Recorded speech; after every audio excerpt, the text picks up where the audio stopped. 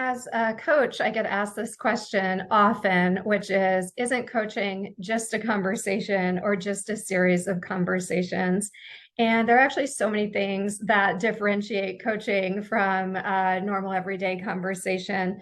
The first is that coaching is oriented around a measurable goal. So, usually between your first and second coaching sessions, you're working with your coach to understand what is the priority, what is something that you want to change, and why is this important to you, and why now.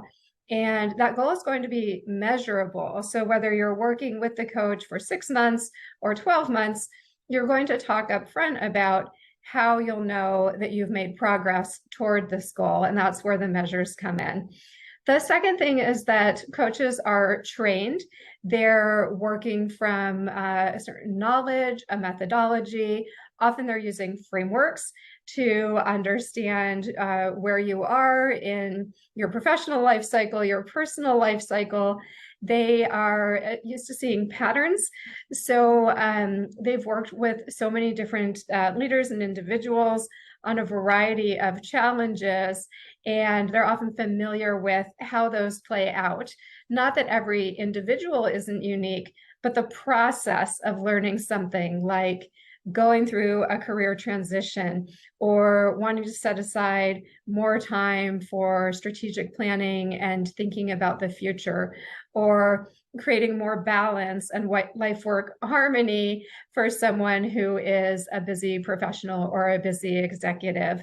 Because of their expertise, they are able to bring forward suggestions, maybe tapping into what's worked for others.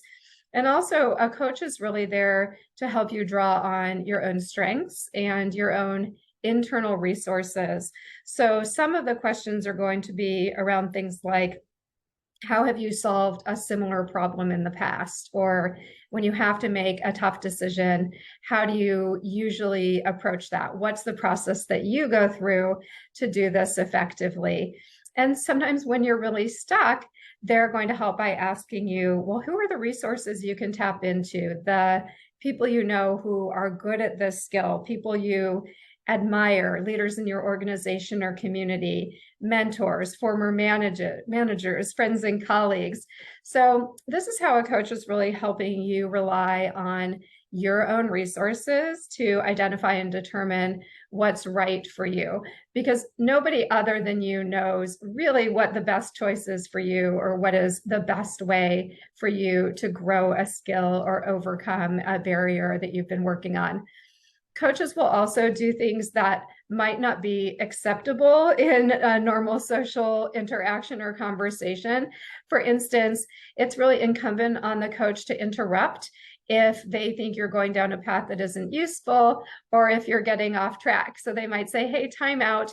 I want to make sure that we're making the best use of our time together. I don't think we need to go into this level of detail.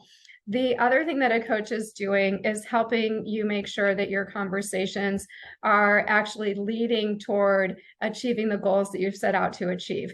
So for instance, if a client is going off track in one or two conversations, the coach will probably ask to take a pause and say, hey, I notice our goal is, thing A. We're spending a lot of time talking about thing B. So let's just revisit. First of all, is A still the priority? Is that the most important goal that we should be spending time on?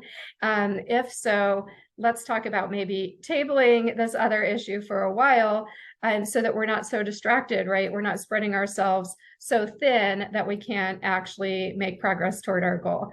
The final thing I'll say about coaching, it's 100% confidential, and the coach has no stake in what you do other than being there to help make sure that you're successful. So unlike a best friend, a spouse, a manager, a colleague, they just don't have a stake in the choice that you make. And that is something that's incredibly rare. They're completely objective. And again, they're only there to help ensure your success.